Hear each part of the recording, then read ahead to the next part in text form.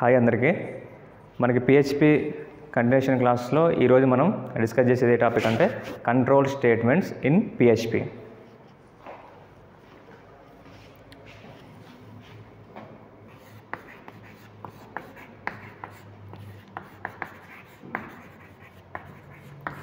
Control statements in PHP. చూడండి, control statements అంటే the control statements which are statements control the execution of a web page in different manner. అంటే control statement ఏం చేస్తుందని చెప్తున్నాం, ఇది execution of a web page ఎగ్జిక్యూషన్ని control చేస్తుంది. In different మేనర్లో దీన్ని కంట్రోల్ చేయొచ్చు with control statements in PHP. కానీ పిహెచ్పిలో ఉన్న కంట్రోల్ స్టేట్మెంట్స్ ఉపయోగించి execution of a web page, ఒక వెబ్ పేజ్ని ఎగ్జిక్యూషన్ చేసే టైంలో మనం దాన్ని కంట్రోల్ చేయడం కోసం ఉపయోగించేదే కంట్రోల్ స్టేట్మెంట్స్ అని చెప్తాం. ఓకేనా? ఇన్ డిఫరెంట్ మేనర్లో మనం దీన్ని కంట్రోల్ చేస్తాము. మెయిన్గా మనం పిహెచ్పిలో కంట్రోల్ స్టేట్మెంట్స్ ఏం మాట్లాడతామంటే రెండు కంట్రోల్ స్టేట్మెంట్స్ గురించి మాట్లాడతాము. ఒకటి కండిషనల్ స్టేట్మెంట్స్, కంట్రోల్ స్టేట్మెంట్స్, ఇంకోటి లూప్స్. ఓకేనా? Conditional statements and loops.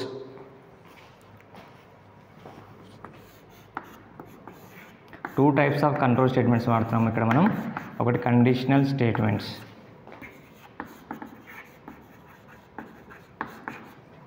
Second one వచ్చేసి లూప్ స్టేట్మెంట్స్ అనమాట. ఓకేనా? కంట్రోల్ స్టేట్మెంట్స్లో two types of control statements use చేస్తున్నాం. ఒకటి కండిషనల్ స్టేట్మెంట్స్, ఇంకోటి లూప్స్. రైట్. కండిషనల్ స్టేట్మెంట్స్ మళ్ళీ మనకి టూ టైప్స్గా డివైడ్ చేస్తాము. కండిషనల్ స్టేట్మెంట్స్ని టూ టైప్స్గా డివైడ్ చేస్తాము. అవి ఒకటి if statements and second one వచ్చేసి స్విచ్ స్టేట్మెంట్స్.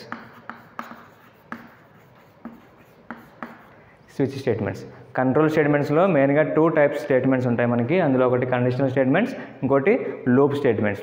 మళ్ళీ మనం కండిషనల్ స్టేట్మెంట్స్ గురించి డిస్కస్ చేస్తే దీంట్లో మళ్ళీ టూ టైప్స్గా డివైడ్ చేయబడింది. ఒకటి ఇఫ్ స్టేట్మెంట్స్, ఇంకోటి స్విచ్ స్టేట్మెంట్స్.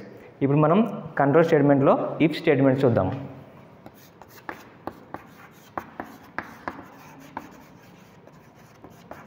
మళ్ళీ మనం ఈ ఇఫ్ స్టేట్మెంట్ గురించి డిస్కస్ చేసేటప్పుడు ఈ ఇఫ్ స్టేట్మెంట్స్ని మళ్ళీ మెయిన్గా పిహెచ్పిలో త్రీ టైప్స్గా డివైడ్ చేస్తున్నాము. ఒకటి సింపుల్ ఇఫ్ స్టేట్మెంట్స్ అంటాం, simple if statements. Second one వచ్చేసి if else statements. Next third వచ్చేసి if else if statement. Conditional స్టేట్మెంట్స్లో ఉన్న ఇఫ్ స్టేట్మెంట్స్ని మళ్ళీ మనం త్రీ టైప్స్గా కేటగరైజ్ చేస్తున్నాము. ఒకటి simple if, second one if else, and third one వచ్చేసి ఇఫ్ ఎల్స్ ఇఫ్. ఈ మూడు గురించి మనం ఇఫ్ స్టేట్మెంట్లో డిస్కస్ చేద్దాం. అయితే దీంట్లో ఫస్ట్ వన్ చూద్దాం, simple if statements. Simple if statements చూడండి, సింపుల్ ఇఫ్ స్టేట్మెంట్స్లో ఏంటి అంటే ఓన్లీ ఇఫ్ బ్లాక్ స్టేట్మెంట్స్ మాత్రమే ఉంటాయి. ఇక్కడ ఎల్ స్టేట్మెంట్ అనేది ఉండదు. ఇక్కడ వల్ల ఓన్లీ ఇఫ్ స్టేట్మెంట్స్ బ్లాక్ మాత్రమే ఉంటుంది. దాన్ని ఎట్లా రాస్తాము సింటాక్స్ చూడండి ఒకసారి, మీకు క్లియర్గా అర్థమవుద్ది. ఇన్ పిహెచ్పిలో రాస్తున్నాం కాబట్టి తెలుసు కదా, మనం ముందు పిహెచ్పి ట్యాగ్ ఓపెన్ చేస్తాము. పిహెచ్పి ట్యాగ్ ఓపెన్ చేసేసి ఇక్కడ మనం ఏం చేస్తున్నానంటే సింపుల్ ఇఫ్ రాస్తున్నాను నేను. ఇఫ్ కండిషన్ రాస్తాము. ఇక్కడ బ్లాక్ ఆఫ్ స్టేట్మెంట్స్ ఉంటాయి, ఇఫ్ బ్లాక్ స్టేట్మెంట్స్ అంటాము. Next close.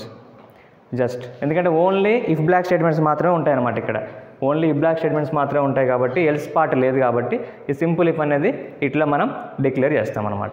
ఓకేనా? రైట్. నెక్స్ట్ ఇఫ్ ఎల్స్ చూడండి.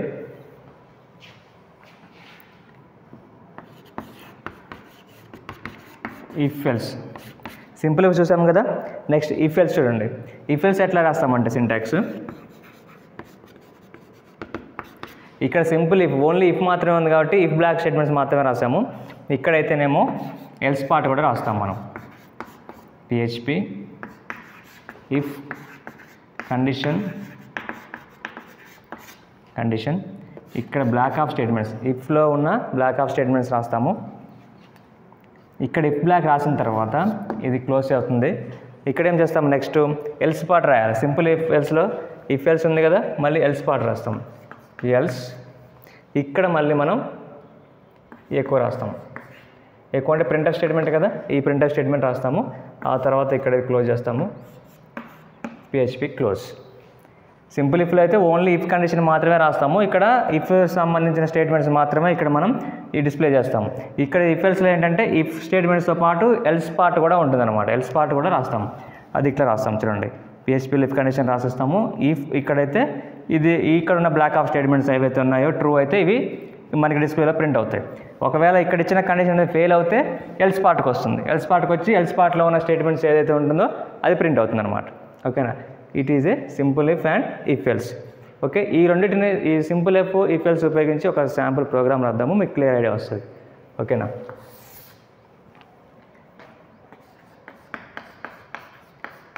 PHP కోడ్ రాస్తున్నాను. HTML అవన్నీ రాయట్లేదు, మీకు ఆల్రెడీ తెలుసు కాబట్టి. PHP ట్యాగ్ ఓపెన్ చేశాను. ఇక్కడ ఏం చేస్తానంటే నేను డాలర్ యూజ్ చేసామంటే ఇక్కడ ఏమనంటే మనకి మీనింగ్ వేరియబుల్ని డిక్లేర్ చేస్తున్నామని మీనింగ్ వస్తుంది. ఇక్కడ నేను $A తీసుకున్నా అంటే వేరియబుల్ నేమ్ వచ్చేసి A తీసుకుంటున్నాను. నేను ఏకి ఎంత వాల్యూని అసైన్ చేస్తున్నానంటే ఫర్ ఎగ్జాంపుల్ నేను 23ని అసైన్ చేస్తున్నా వాల్యూ. వేరియబుల్ వాల్యూకి ఏకి 23ని అసైన్ చేస్తున్నాను నేను. ఓకేనా, ఇప్పుడు ఏం రాస్తున్నాను, సింపుల్ ఇఫ్ రాస్తున్నాను. ఇఫ్ రాసేస్తున్నాను. ఇఫ్ కండిషన్ ఏం కావాలంటే నాకు A/2 = 0 కావాలని చెప్తున్నాం. కండిషన్లో మనం ఏం చెప్తున్నామంటే $A ఈ వాల్యూ అనేది by2 చేస్తే రిమైండర్ ఎంత రావాలి, 0 రావాలి. అట్లా వస్తే మనకి ప్రింట్లో ఏం రావాలి అంటే ప్రింట్లో మనకి ఏం కనిపించాలంటే $A is a even number, $A is a even number అని రావాలి. ఇక్కడ మనం PHPని క్లోజ్ చేస్తాం. అర్థమైందా? ఇదేంట్లో రాస్తున్నాం మనం, సింపుల్ ఇఫ్లో రాస్తున్నాం. సింపుల్ ఇఫ్ సింటాక్స్ చెప్పాం కదా, సింపుల్ ఇఫ్లో ఒక వేరియబుల్ తీసుకొని వేరియబుల్కి వాల్యూని అసైన్ చేసి నేను ఈ ప్రోగ్రామ్ రాశాను. ఇఫ్లో జస్ట్ సింపుల్ ఇఫ్లో ఇక్కడ ఏం రాశాను, నేను ఏ కండిషన్ రాశాను, $A అనేది by2 చేయాలి అని చెప్తున్నాను. by2 చేస్తే ఏం రావాలి, రిమైండర్ 0 రావాలి. 0 వస్తే మీనింగ్ ఏంది, ఏదైనా ఒక వాల్యూని by2 చేస్తే దాని వాల్యూ అనేది 0 వచ్చింది అనుకోండి. 0 వస్తే ఆ నెంబర్ ఏదైతే ఉందో ఆ నెంబర్ని ఈవెన్ నెంబర్ అంటాం. అంతే కదా, ఏదైనా ఒక నెంబర్ని మనం డివైడెడ్ బై చేస్తే by2 తోటి అక్కడ రిమైండర్ ఏం రావాలి, 0 రావాలి. 0 వస్తే ఆ నెంబర్ని ఈవెన్ అంటాం, లేదంటే ఆడ్ నెంబర్ అంటాం. అది కండిషన్.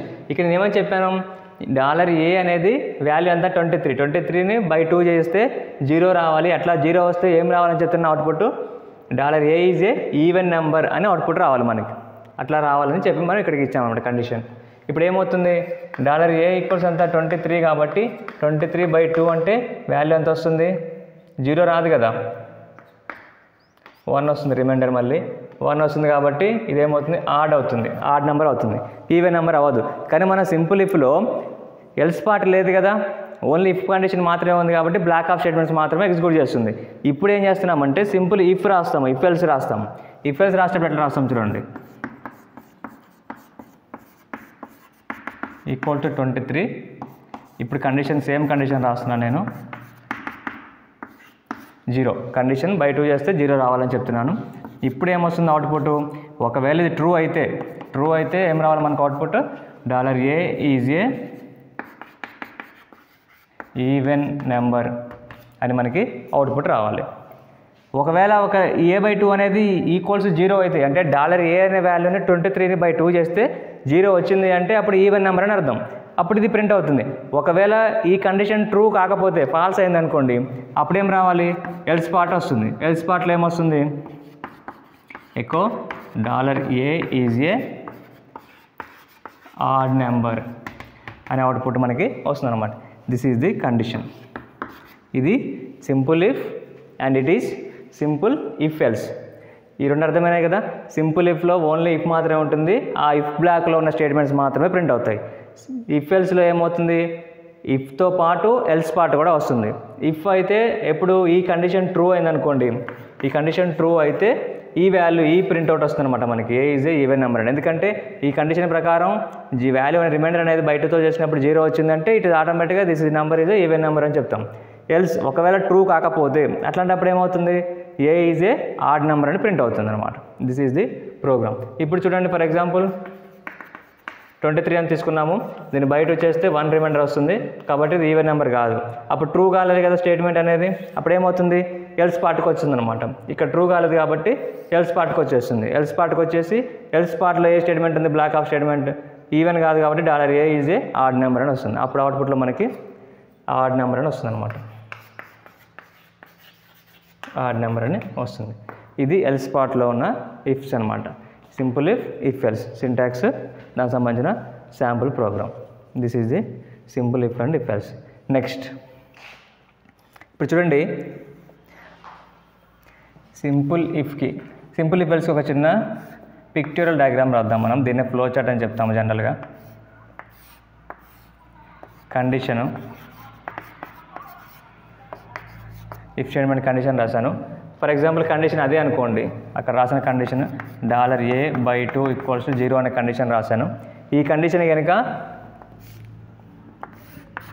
ట్రూ అయితే, కండిషన్ ట్రూ అయితే ఏమవుతుంది, ఇఫ్ బ్లాక్ స్టేట్మెంట్ ఏదైతే ఉందో అది ప్రింట్ అవుతుంది. ఇఫ్ బ్లాక్ స్టేట్మెంట్లో ఉన్న స్టేట్మెంట్ ఏది ఉంటే అది ప్రింట్ అవుతుంది. ఏముంది అక్కడ ఈవెన్ నెంబర్ అని ఉంది, అది ప్రింట్ అవుతుంది. ఒకవేళ ఇన్ కేస్ ఇక్కడ కండిషన్ అనేది ఫాల్స్ అయితే అప్పుడేమవుతుంది, ఎల్స్ బ్లాక్లో ఉన్న స్టేట్మెంట్ అనేది ప్రింట్ అవుతుంది. ఎల్స్ బ్లాక్లో స్టేట్మెంట్ ప్రింట్ అవుతుంది.